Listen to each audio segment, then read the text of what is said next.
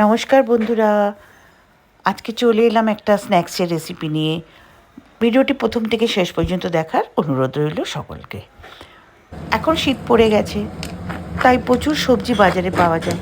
আমি এখানে আলু, ফুলকপি, গাজর, ক্যাপসিকাম, মটরশুঁটি সেই সবজিগুলোকে নিয়েছি। সবজিগুলোকে ছোটো ছোটো টুকরো করে কেটে রেখে দিয়েছি। তারপরে কড়াইতে সর্ষের তেল গরম করে ওর মধ্যে পাঁচফোড়ন, তেজপাতা আর শুকনো লঙ্কাকে একটু ভেজে নিয়ে ওর মধ্যে মিহি করে কুচনো একটা বড় পেঁয়াজ দিয়ে একটু হালকা ভাজা ভাজা করেছি। যেই পেঁয়াজটা ভাজা হয়ে গেছে ওর মধ্যে একটা ছোট টমেটো দিয়ে দিয়েছি। টমেটোটা নরম হয়ে যাওয়ার পরে আমি একটা বাটা তৈরি করেছিলাম মিক্সিতে, আদা বাটা। এটা কিন্তু মিহি পেস্ট হবে না, সেটা হচ্ছে আদা আর কাঁচা লঙ্কা। সে আদা ও কাঁচা লঙ্কার হালকা বাটা পেস্টটা ওর মধ্যে দিয়ে একটু নাড়াচাড়া করে নিয়ে, খুব বেশি ভাজতে হবে না, একটু কাঁচা গন্ধটা চলে গেলেই ওর মধ্যে কেটে রাখা সবজিগুলো আমি দিয়ে দিয়েছি। সবজিগুলো দিয়ে ওর মধ্যে পরিমাণ মতো নুন, হলুদ দিয়েছি। নুন হলুদ দিয়ে এই গ্যাসটাকে কমিয়ে এই সবজিটাকে রান্না করতে হবে। এতে জল ব্যবহার করা যাবে না। আমি এটাকে ভেজ করেছি। আপনারা চাইলে এই ভেজের জায়গায় এর মধ্যে চিকেন সেদ্ধ করে দিতে পারেন, ডিম সেদ্ধ করে ছোটো ছোটো টুকরো করে দিতে পারেন, পনিরকে ছোটো ছোটো টুকরো করে ভেজে এর মধ্যে মিশিয়ে দিতে পারেন। খেতে ভালোই লাগবে। যেই এটা সবজিটা নরম হয়ে গেল, তখন ওর মধ্যে একটু চিনি, একটু ভাজা মশলা আর এটা স্প্রিং অনিয়ন আমি দিয়েছিলাম। আমার কাছে ছিল তাই আমি দিয়েছি, আপনাদের কাছে না থাকলে নাও দিতে পারেন।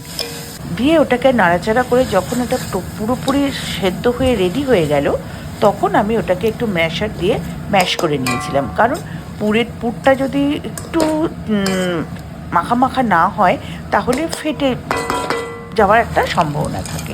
তারপরে ওপর থেকে একটু ভাজা বাদাম দিয়ে পুরটাকে রেডি করে নিলাম এবং লাস্টে আমি দিলাম ওর মধ্যে ধনেপাতা কুচি। ধনেপাতা কুচি দিয়ে পুরটাকে আমি নামিয়ে ঠান্ডা হওয়ার জন্য রেখে দিলাম। আর আরেক দিক পাত্রে আমি নিয়েছি 1 কাপ ময়দা। আমি 1 কাপ ময়দাটি করেছিলাম, আপনারা আপনাদের যতটা পরিমাণে লাগবে সেইভাবেই করতে পারেন।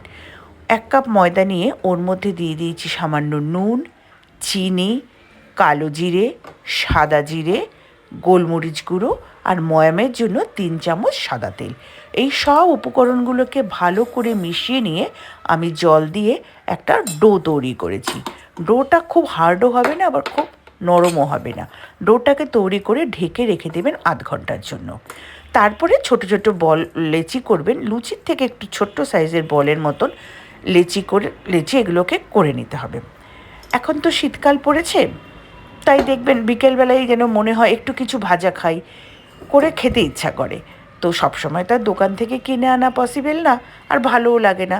তাই এরম জিনিস যদি ঘরে বানিয়ে নেওয়া যায়, খেতে সত্যিই খুব ভালো লাগে।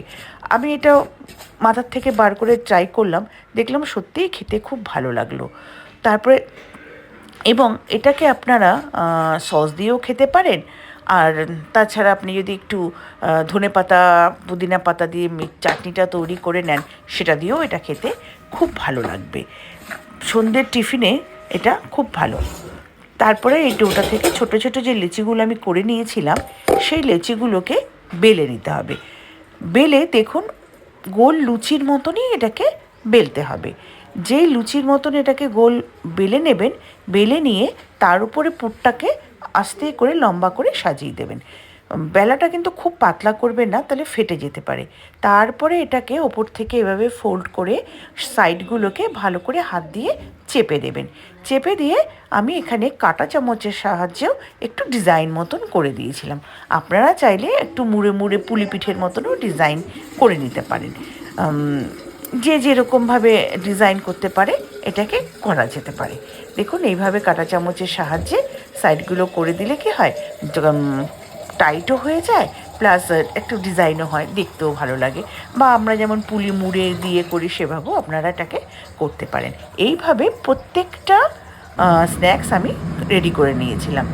তো রেডি করে নেওয়ার পর কড়াইতে আমি সাদা তেল গরম করেছি। তেলটা কিন্তু মিডিয়াম টু লো ফ্লেমে রাখতে হবে। খুব হাই হিট করলে এটা কিন্তু চলবে না, তাহলে কী হবে, ওপর থেকে ভাজা হয়ে যাবে, ভেতর থেকে কাঁচা থাকবে। যেমন সিঙ্গারা ভাজার সময় তেলটা অল্প গরম দিতে হয়, ঠিক সেরকমই এটাকে ওই গরমে দিতে হবে। দিয়ে এইভাবে একটু লাল করে এটাকে ভেজে নিতে হবে। ভেজে নিয়ে প্লেটে সাজিয়ে ওপর থেকে চাট মশলা ছড়িয়ে দিয়ে আর স্যালাড আর সস সহযোগে এটাকে পরিবেশন করতে হবে। এটার নাম হচ্ছে নোনতা পুলি পিঠে। আমরা তো দুধ পুলি, সেদ্ধ পুলি খাই, এটা হচ্ছে নোনতা পুলি পিঠে।